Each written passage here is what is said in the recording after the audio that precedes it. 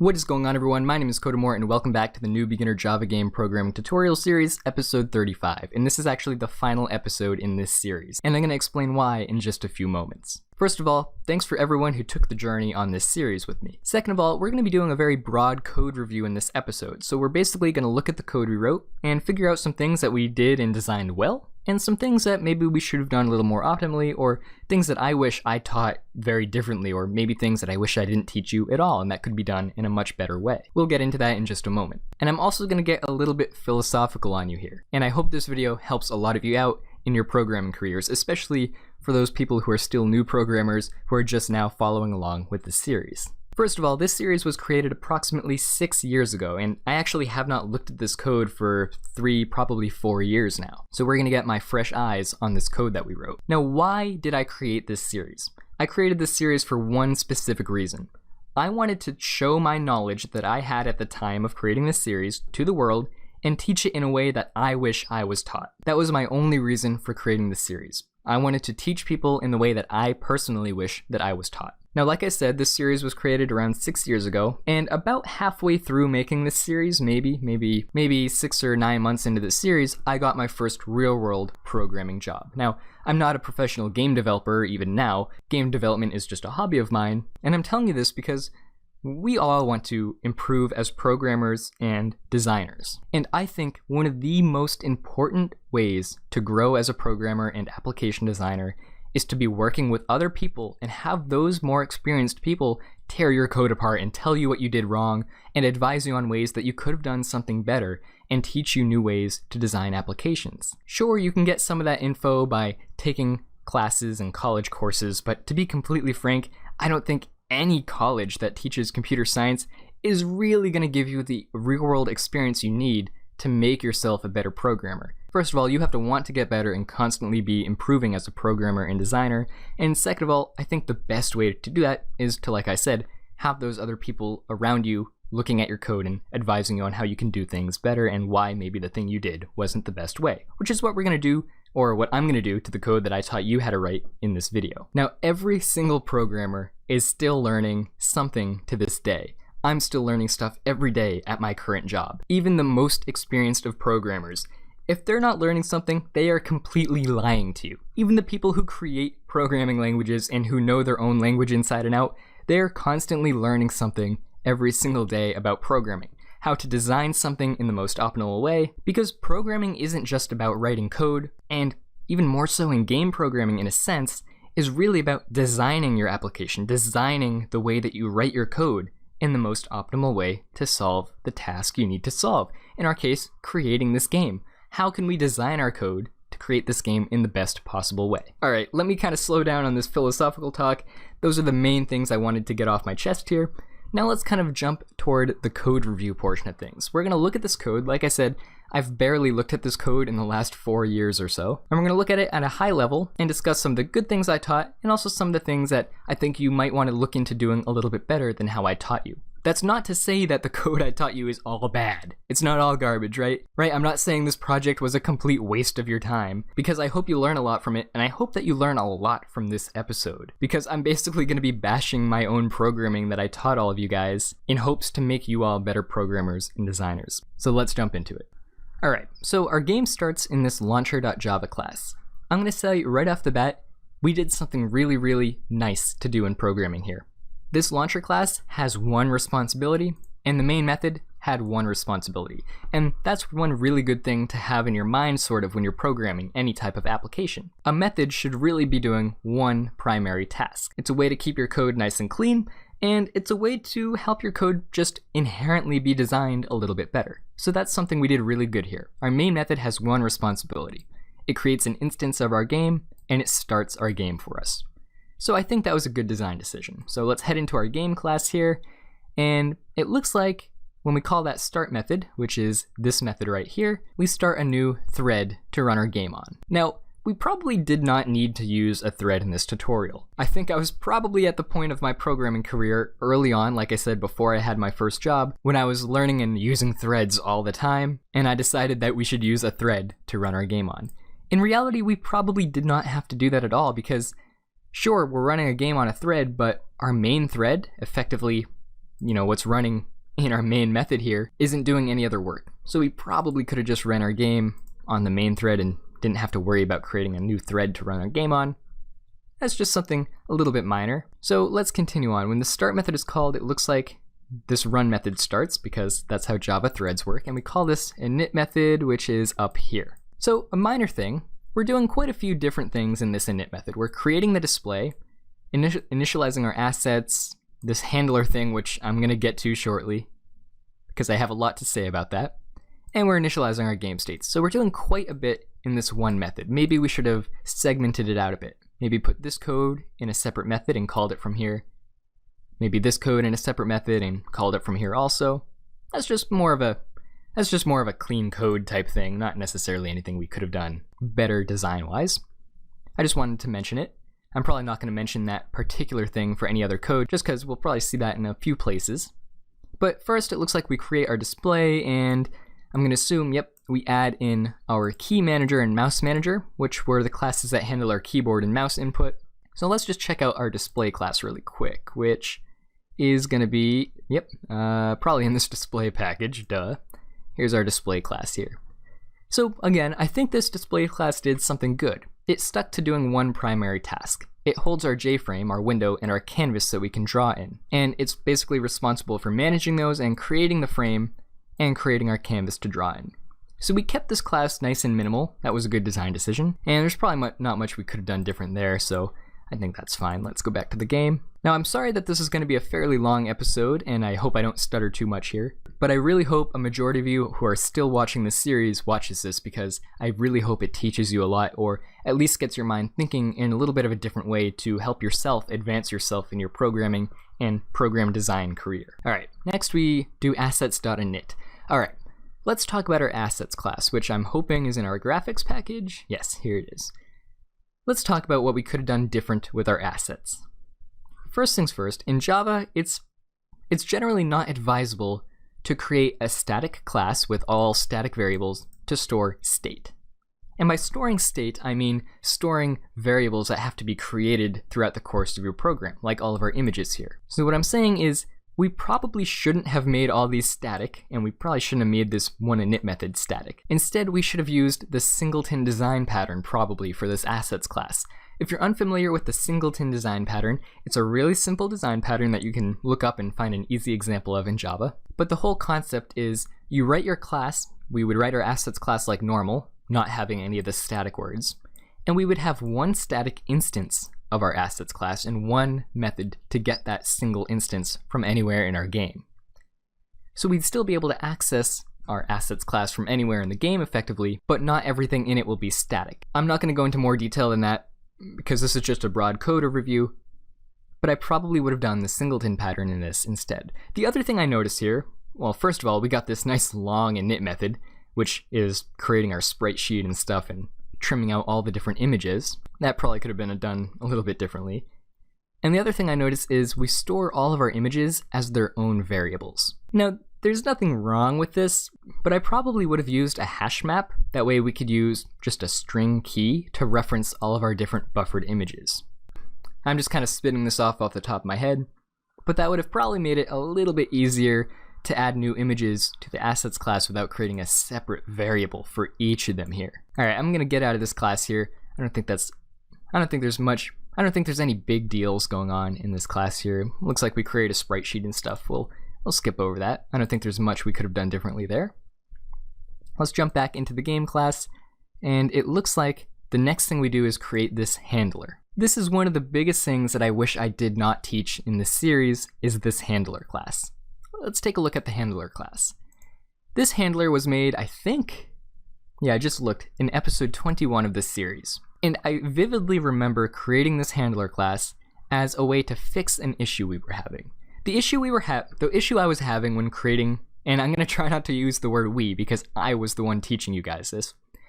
The issue I was having was we didn't have an easy way to access our game or our world from other objects like our entities. So I opted to create this handler class to hold an instance of our game and our world, and it looks like create some methods to kind of assist with getting things from our game class. Now, let's say creating this handler class was a smart idea. This was a bad idea. Like for instance, this getGameCamera method. This is a pointless method to have because we're just returning a method that the game has, game.getGameCamera. We don't need any of these methods that I've highlighted here. Why don't we need them? Because we can simply get the game and call the corresponding method in the game class from wherever we needed it. So if we needed to get the game camera, we should have just done getGame.getGameCamera, right? The second thing is we shouldn't have had to make this handler class at all. This is a design that I made, like I said, to kind of patch an issue I was having that I have never seen since in my programming career. And again, I'm not a professional game developer, but in my applications programming, I've never seen a design used like this. And I'm going to dive a little bit deeper into this. I'll get back to that handler in just a second. The next thing we should look at, though, is the states, because we create game state and a menu state, and we set the current state in the state class. And then basically in our render method, we render the current state. So let's check out our game states here. And we'll check out our state class. Now I think I saw a comment on one of the videos a while ago, or maybe it was a post somewhere, saying that the way we handled states in this series was really bad. Now I would not say that's the case at all, because the way we're managing states is with these three things right here. All our state manager really needs to do is handle the current state our game is in, which this code right here does effectively. Now, if we wanted to make some state transitions, like a nice smooth fade out, fade in effect from the menu screen to the game screen, we would have had to add some code here and to do that, but it's nothing you couldn't add on. So the way that we're storing the current state isn't inherently bad, but what I will say is bad is the fact that we combined two things in this state class. We combined this code here, which manages the current state, with the actual class itself that represents a state, which we made an abstract class. So the first thing I should have done differently is just leave this code here in the state class, and we should have moved this code to its own class, maybe like a state manager class. And like I said with the assets class, you never want to store state, and when I say state in that context, I mean you never want to store essentially variables or instances that you create in the course of your application as static variables in a class. So we should have moved this to a state manager class, and we should have made it non-static. And we probably could have also used the singleton design pattern because you're never going to have more than one game state manager in a game. You might have different state machines for animations and such, which I might mention in a bit. But the singleton pattern probably would have been another way to implement a state manager class. Anyways, we should have separated these two things. Anyways, let me stop talking about this state thing here. Let's jump into the game state, however. So our game state here holds a reference to our world. And you'll notice that our world takes in an instance of our handler. And then after the fact, we set the world and the handler to the world we just created. Now, I think this is a very poor design. We shouldn't have had that handler, and instead we should have passed in this game state to the world instead. Why would we have done that? Well, let's go into the world class. So we visit the world class here. Imagine that we never created this handler class. Just imagine it doesn't exist. Instead, our world would have taken in an instance of our game state. Well, what are the effects of that? Our entity manager took in the handler, so instead, our entity manager probably should have taken an instance to our world class here, because an entity manager is a part of a world at all times. So if we go to the entity manager class, which I hope is in our entities package here, yep, our entity manager would have a reference to the world instead. Then we'll traverse all the way up to entity, which also takes in the handler. So you say, well, Codemore, what if we needed to access our game, an instance of our game, from an entity? How would we do that without this handler object? Had we passed in the entity manager that this entity was a part of as a parameter here, or set it in some manner, we could simply access the entity manager, which would have a reference to the world the entity manager was a part of. And we could then call getWorld on the entity manager here or something, which should get us the current instance of the world that that entity manager is a part of. So it would get us our current world instance, which would effectively have a reference to the game state it was a part of, and we could get to the game state from there, and we could kind of traverse down the line there, rather than using this random handler object, which really doesn't benefit us in any way, and is probably overall not a smart design decision. So one of my biggest regrets, at least looking at the code now, is probably that handler class, and I hope I got my point across there with how we could have done that differently not using a handler class, by kind of chaining what things are a part of by storing references to kind of their parent in a sense. All right, let's skip forward here and let's visit the world class again and look at it a little bit more closely. I think the way that we handled tiles, at least the tile map, was okay. We stored tiles by ID, and in the render method, yep, it looks like we're rendering only the visible tiles, so that's pretty good. So let's actually take a quick look at the tile implementation. Looks like we have this tile class. All right, so first things first. We notice the same thing that I think that we should have done differently. We're mixing the tile class code with the tile code that manages tiles. Also, all these tiles are static, which they should not be static or in a static class because they're created throughout the course of our application, basically. That's kind of more of a convention thing, but just a smart thing nonetheless. So we should have moved this code here to a tile manager class, for example. And maybe we could have used the singleton pattern in that. Other than that, I think the actual management of tiles we did was okay. We just had an array and we basically, I think we indexed the array based on the tile ID that we pass it. Yes, so the tile constructor, ooh, yeah, this was bad. So we're basically setting this static tiles array that we had here in the tile class. The tile class should have no business with the code that manages tiles. So this line of code right here probably should have been handled by a tile manager class. So when we created a grass tile, for example, the tile manager class would be responsible for setting the proper tile in this array to the grass tile ID, not having it in the actual tile constructor of all things itself. Disregarding that, let's take a look. It looks like we store an image and an ID for each tile. I think that's okay. I'm assuming we have this tick method here for animated tiles, but we don't have animated tiles at all. Maybe that was a plan in the future, was to have like an animated water tile, which is why we needed the tick method. By the way, I don't know if I already mentioned this, but if you guys saw anything in this code that I'm skipping over in this code review, or things that maybe you would have done differently, or questions that you might have, please comment below, because I'll try to look at the comments of this video as much as I can, because it's going to help me learn even more, I'm sure, and I hope it helps some of you learn. I see one kind of weird thing here, and that's that we use a method isSolid, and for some reason we don't store a variable as to whether or not this tile is solid, which I probably would have done instead, was store a variable solid and have like an isSolid method just returning that variable, because I'm going to assume that in our grass tile class, or rather, let's take a look at like the rock tile. Yeah, we have to override a whole method just to return a true value. That's kind of pointless. Instead, we probably should have just taken in maybe a value in the constructor of a tile for whether or not the tile was solid, or just set a variable here in the tile base class rather than having to override a method just for that. Also, it was probably pointless to have separate classes for each of these tiles. These tiles don't do anything different. I mean, look, dirt tile looks the exact same thing as the grass tile. The only difference is it uses a different image. Also, it looks a lot different, or also it looks the same as a rock tile, right? The only thing the rock has different is this solid method that returns true, which should have just been a variable probably in this tile class here. So we really didn't need to create separate classes for the grass, dirt, and rock tile. And had we made a tile manager to actually do the management of tiles, that probably would have been a little bit more apparent. So had we designed that portion properly, we probably would have been able to think and be like, hey, maybe we don't need to create these different grass tile, dirt tile, rock tile classes because they're all just a tile instance. They don't do anything special or different from one another aside from having a different image and whether or not it's solid or not. Anyways, that's the main stuff that jumped out at me for this tile management stuff. I'm going to stop there for the tiles. Let's jump back to the world and see what else we have here. We have some things that probably would have been better off separating out, mainly this load world method here. We probably should have made like a load worlder class that, and that world loader class could have been static. This is the instance that I probably would use a static method that would maybe make a world for us or some sort of world factory or something. And we could have made that static, for example. At least I wouldn't have had an issue making it static because that class wouldn't be storing any state.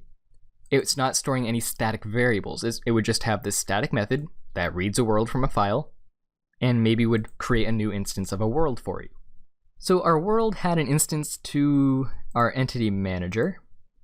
Let's take a quick look here. It looks like we have this render sorter, which compares entity Y positions. That way they're rendered correctly, yep. And we store an array list of entities, along with our handler that we probably shouldn't have had. I'm going to stop mentioning that just because I kind of mentioned that quite a bit in the beginning. I think it's a little bit weird how our entity manager takes in a player instance. Maybe we could have done that in a different way. I guess there's nothing inherently wrong with that. The player is kind of a special thing in most games, something that you kind of always need access to, right? The enemies usually don't attack each other in a game like this. They're always trying to target the player. So separating the player out, maybe that was actually a necessary design decision for this game.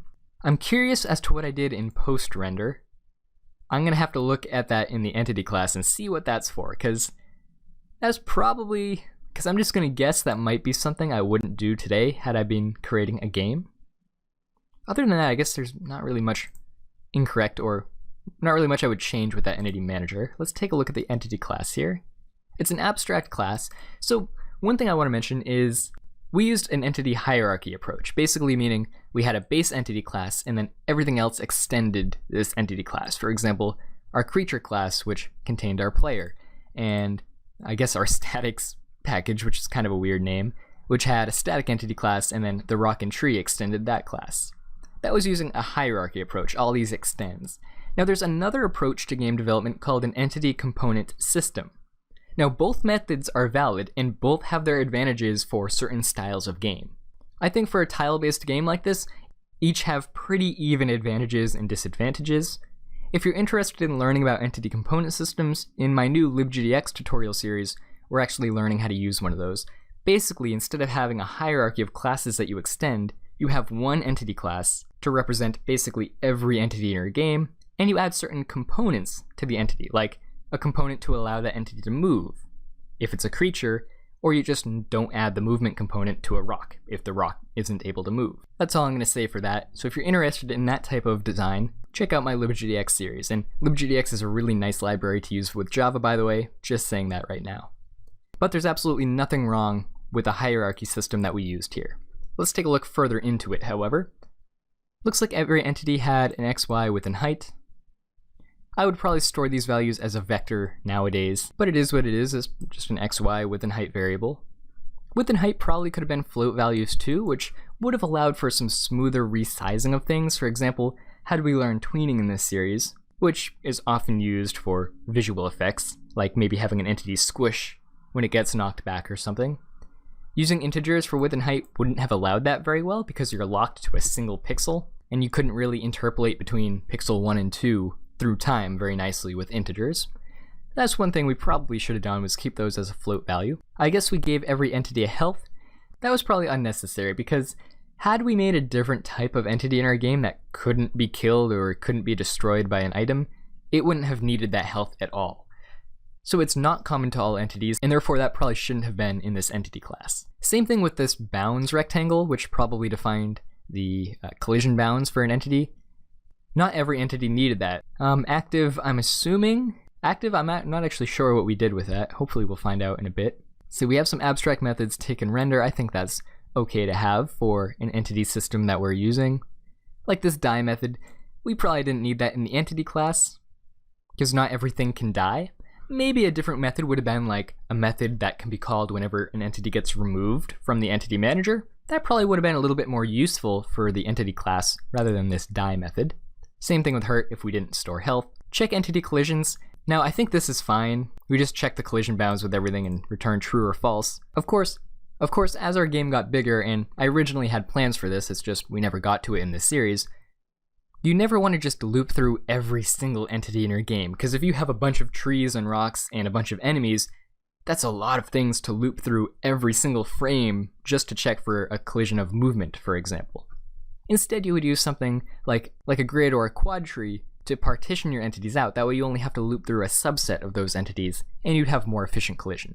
I wouldn't call this a bad design decision, just something that we didn't get to in this series. It's just something we could have done to make it way more efficient. And I think that's all I'm going to look at in the entity class. Let's kind of briefly go through the other entities. Like, let's check out our creature class. Looks like we stored speed and X move and Y move, which I'm assuming are like velocities. And we check entity collisions twice, one for each X and Y movement. That way we could slide across the entities. And I'm just not going to get too detailed into this code here. This video is long enough anyways. I actually did not expect to make it this long, but it is a brief code review after all. I hope I hope it's helping you out. It looks like our player stored some animations, an attack timer. Now, one of the things we could have done is this timer concept that we used probably could have been made its own class. For example, this attack timer thing, which if we take a look, our attack timer basically added milliseconds minus the last milliseconds that was hit. So that was a functionality that we'd probably want to use at other places in our game. So we probably could have separated that out into a timer class that multiple things could have used, and you could create instances of a timer. And the other thing this reminds me of is to take a look at the game loop that we have, which I think should be found inside of our game class. So if we take a look in the run method, we have our game loop here. Now, I'm actually going to try to link a really good article describing the different types of game loops we can make. To be quite frank, there's nothing wrong with this game loop. It does what we want. It tries to run our game at 60 frames per second. But I do want to make you aware that there are different types of game loops with different types of advantages and disadvantages, and that article I'm going to link explains them really, really well. It looks like we tick all of our animations. We tick all of our animations, and to be completely honest, we probably should have made some sort of animation manager where we can easily switch between animations that aren't just walking, but maybe also like swimming or attack animations. That would be something called a state manager, or a state machine rather.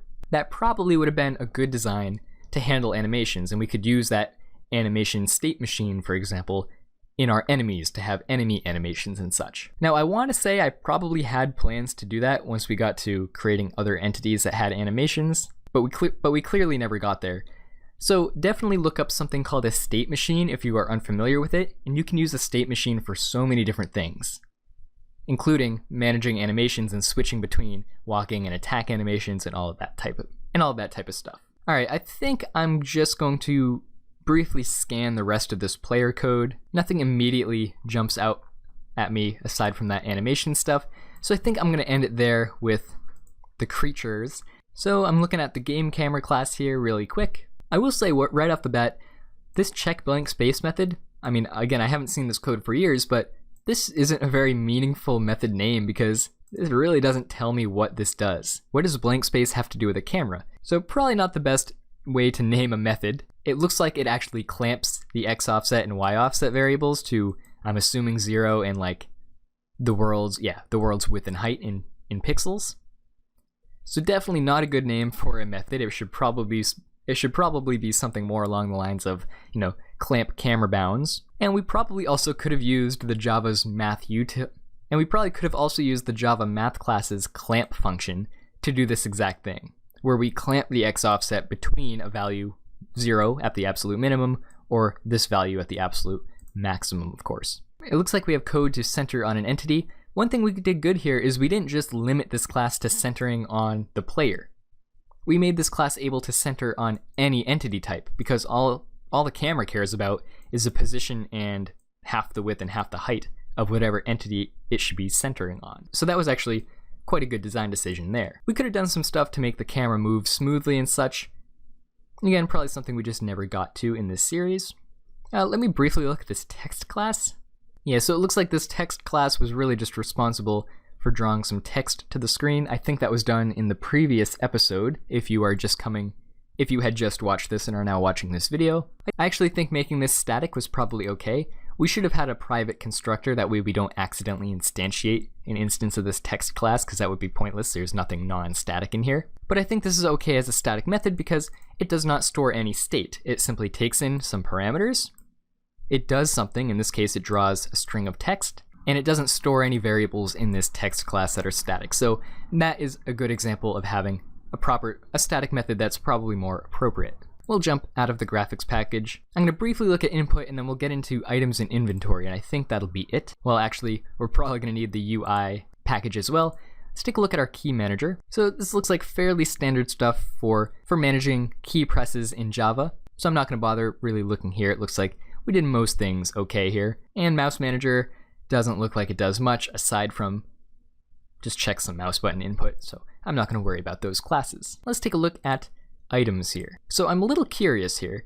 It looks like we have this static stuff at the top, similar to our tile class, but there's also something called item manager. So I'm a little curious as to what this does. So first of all, we have the same issue in our item class, where it's code that is supposed to store items in an array based on their ID, and we're mixing that code into the class that actually represents the item. Let's briefly scan this item class again. Every item has an icon or a texture, that's probably okay, a name, an ID. Bounds, so here's the thing. An item itself really shouldn't have held an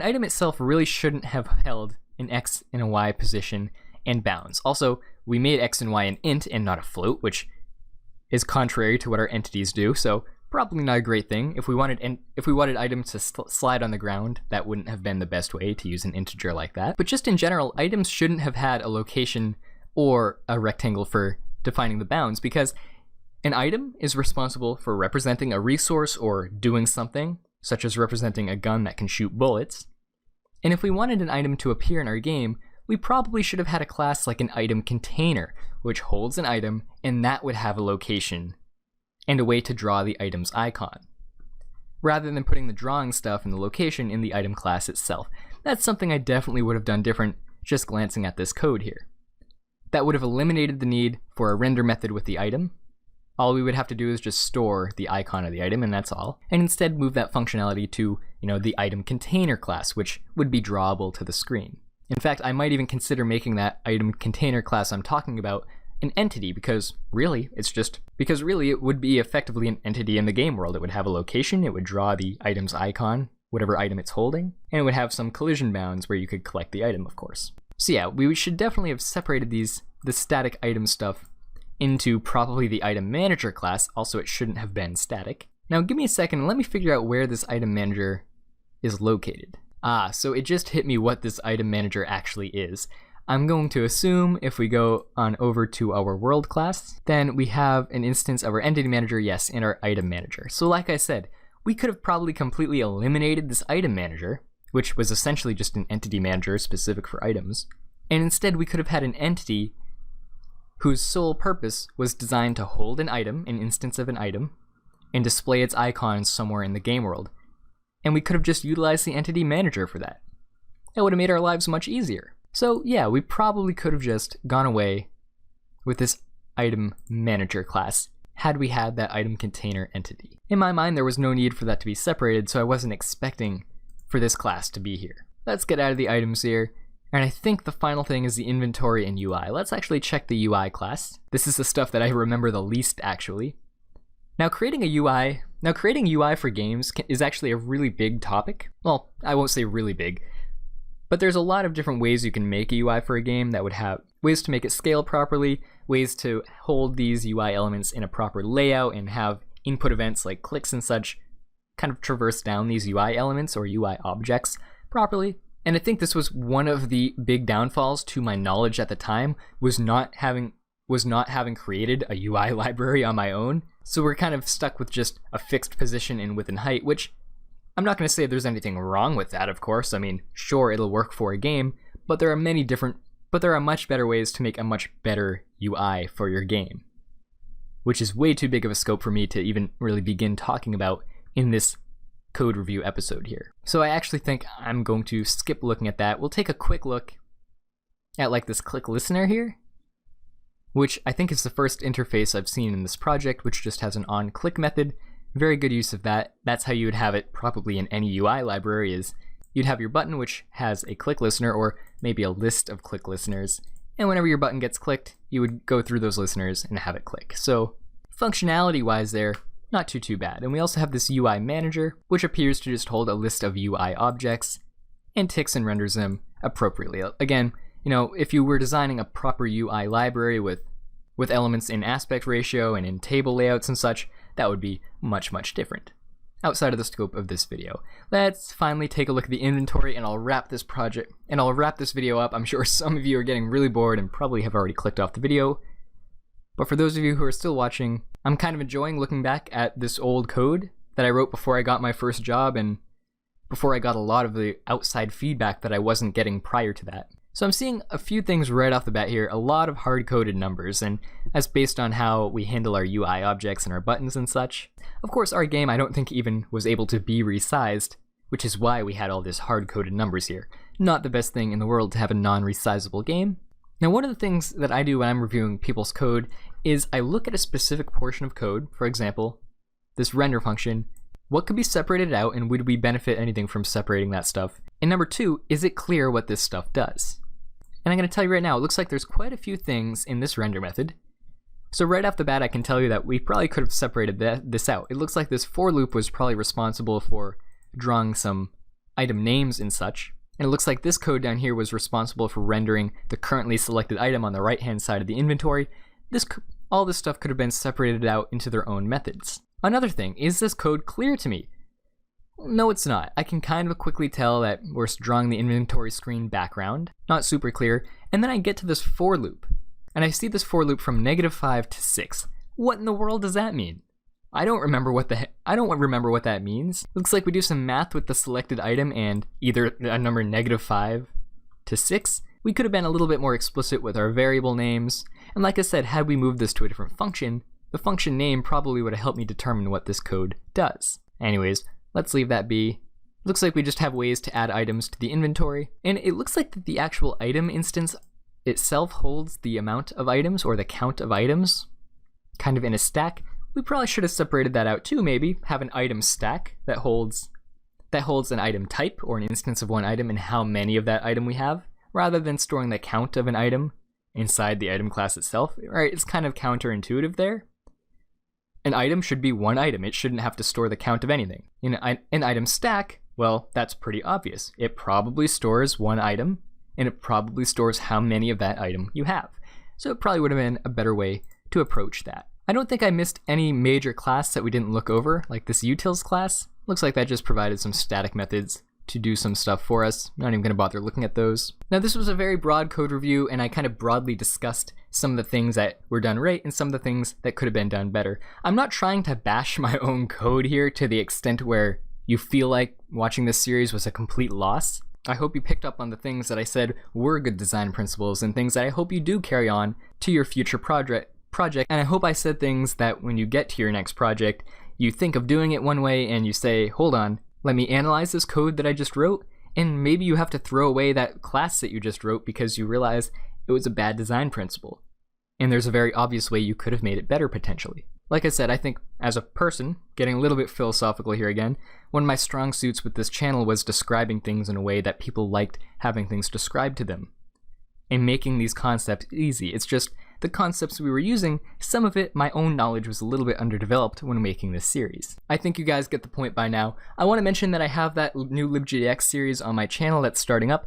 libgdx is a free game framework for Java. It lets you create mobile games and desktop games, and it uses OpenGL for the rendering, which is hardware rendering, which is what basically every single game you've ever played uses for the most part, is hardware rendering, not this Java software rendering that we're doing. Though I will admit, making a game with software rendering just feels cool because it feels a little bit more low level, and that's what really drew me to Java and game development in general. So if you're interested in learning something like libgdx, do check out my series that uses an entity component system, which is just yet another thing you can add to your arsenal of design principles. There's so many different ways to solve so many different problems when it comes to programming, and like I said, a big part of programming is designing your code and designing methods to solve the particular problem or make something particular that you're trying to create. And the other thing about game design is there's a whole thing about designing gameplay. Now that's actually one thing that I don't enjoy as much. I actually don't really enjoy creating different game concepts